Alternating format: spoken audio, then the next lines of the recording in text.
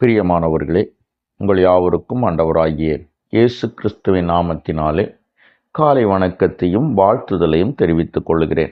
கர்த்தருடைய கிருபை நம் அனைவரோடு கூட இருப்பதாக. இந்த நாளின் காலை வேளையிலும் ஆண்டவர் நமக்கு தருகிற வேத வார்த்தை 2 நாளாகவும் 7வது அதிகாரம் 14வது வசனம் இவ்விதமாய் சொல்லுகிறது. என் நாமம் தரிக்கப்பட்ட என் ஜனங்கள் தங்களை தாழ்த்தி ஜெபம் பண்ணி தங்கள் முகத்தை தேடி தங்கள் பொல்லாத வழிகளை விட்டு திரும்பினால் அப்பொழுது பரலோகத்தில் இருக்கிற நான் கேட்டு அவர்கள் பாவத்தை மன்னித்து அவர்கள் தேசத்திற்கு சேமத்தை கொடுப்பேன் என்று ஆண்டவர் சொல்லுகிறார். என்னை கேட்டுக்கொண்டிருக்கிற என் அன்பு தேவனுடைய பிள்ளைகளே, வேதம் இவ்விதமாய் சொல்லுகிறது, அவர்கள் தேசத்திற்கு சேமத்தை கொடுப்பேன் என்று சொல்லி. நம் எல்லாருடைய ஆசையம் அதுதான். கர்த்தர் நான் வாழுகிற இடத்தை கர்த்தர் ஆசீர்வதிக்க வேண்டும், நான் வாழுகிற தேசத்தை கர்த்தர் ஆசீர்வதிக்க வேண்டும், நான் இருக்கிற இடங்களும் என்னை சுற்றி இருக்கிற இடங்களும் என்னை சுற்றி இருப்பவர்களும் நன்றாக இருக்க வேண்டும், ஆசீர்வாதமாக இருக்க வேண்டும் என்பதுதான் நம் எல்லாருடைய விருப்பமாக இருக்கிறது. ஆனால் இந்த தேசத்திற்கான ஆசீர்வாதத்தை குறித்து ஆண்டவர் பேசும் பொழுது அவர் விதமாய் சொல்லுகிறார், எந்த ஜனம் தங்களை தாழ்த்தி ஜெபம் பண்ணி ஆண்டவருடைய முகத்தை தேடி தங்களுடைய பொல்லாத வழிகளை விட்டு திரும்புகிறதோ அந்த ஜனம் மட்டுமே தேவ சமூகத்திலிருந்து ஆசீர்வாதத்தை பெற்றுக்கொள்ள தகுதியான ஒரு ஜனம் என்று வேதம் நமக்கு கூறுகிறது. எனக்கு அருமையானவர்களே, நமக்கு மிகவும் தெரிந்த ஒரு வேத பகுதியை நான் உங்களுக்கு காட்டித்தர விரும்புகிறேன். இதோ ஆண்டவராகிய கர்த்தர் யோனா என்கிற ஒரு தீர்க்கதரிசி அழைத்து அவனை, இதோ நினிவேயுடைய ஜனங்கள் மிகவும் பொல்லாதவர்களாக இருக்கிறபடியினாலே 3 நாளைக்குள்ளே நினிவே கவிழ்க்கப்பட்டு போம் என்று சொல்லி நீ நினிவேக்கு போய் பிரசங்கம் பண்ணி என்று சொல்லுகிறார். இப்பொழுது இந்த யோனா தேவனுடைய சமூகத்தை விட்டு விலகி ஓடுவதற்கு தீர்மானிக்கிறான்.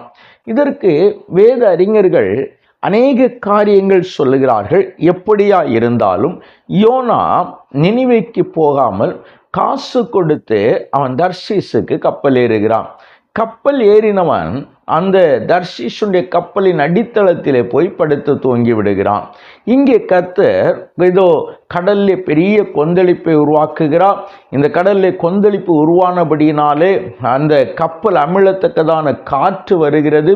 இப்பொழுது எல்லாரும் தங்களுடைய உடைமைகளை எல்லாம் தூக்கி போட்டு விட்டார்கள். ஆனாலும் அந்த கப்பல் அமிழக்கூடிய ஒரு சூழ்நிலை மாறவில்லை. கடல் கொந்தளிப்பு அதிகரித்து கொண்டே இருக்கிறது. இந்த சூழ்நிலையிலே சோதரம் சீட்டு போட்டு பார்க்கிறார்கள். யோனாவுடைய பெயருக்கு சீட்டு விழுகிறது. யோனா எங்கிருக்கிறான் என்று பார்க்கிற பொழுது கப்பலின் அடித்தட்டிலே இவன் தூங்கி கொண்டிருக்கிறான்.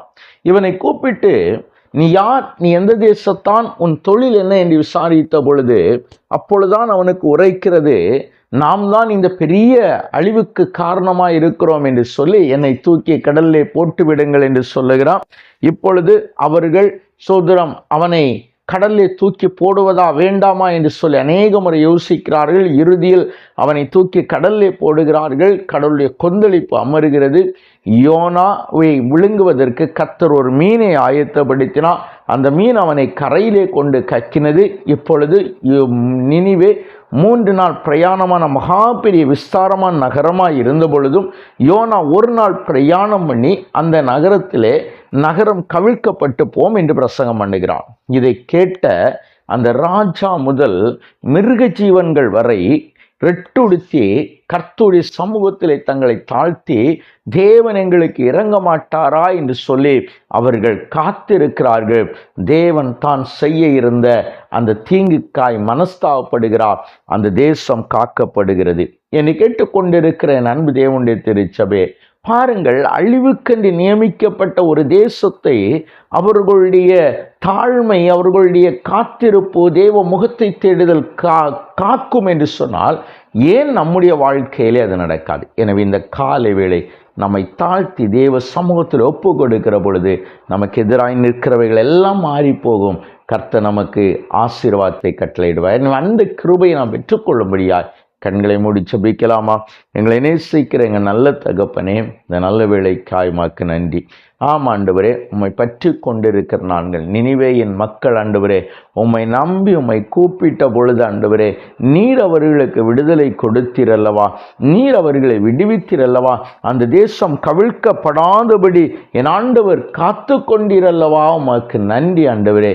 இப்பொழுதும் என் ஆண்டவர் எங்களை ஆசீர்வதிக்க வேண்டும் என்று ஜெபிக்கிறோம். என் ஆண்டவர் எங்களை தம்முடைய கிருபையினால் முடிசூட்டிக் கொள்ள வேண்டும் என்று ஜெபிக்கிறோம். அப்பா, எங்களுடைய தேசமும் அழிந்து போகாதபடி, நாங்கள் வாழுகிற பகுதியும் தேவனுக்கு விரோதமாக எழும்பி விடாதபடி தேவ சமூகத்திலே நாங்கள் நிற்கிறோம் ஆண்டவரே. மாத்திரமல்ல, எங்களுடைய கிராமமும் ஆண்டவரே, எங்களுடைய குடும்பங்களும் காக்கப்படும்படி தேவ சமூகத்தில் நிற்கிறோம். கர்த்தர் எங்களை ஆசீர்வதியும் ஆண்டவரே. உம்முடைய கிருபை எங்களை தாங்கிக் கொள்ளட்டும். நிறைவான சந்தோஷத்தையும் மகிழ்ச்சியும் தாரும். இயேசுவின் நாமத்தில் ஜெபிக்கிறோம் நல்ல பிதாவே. ஆமேன், ஆமேன், ஆமேன்.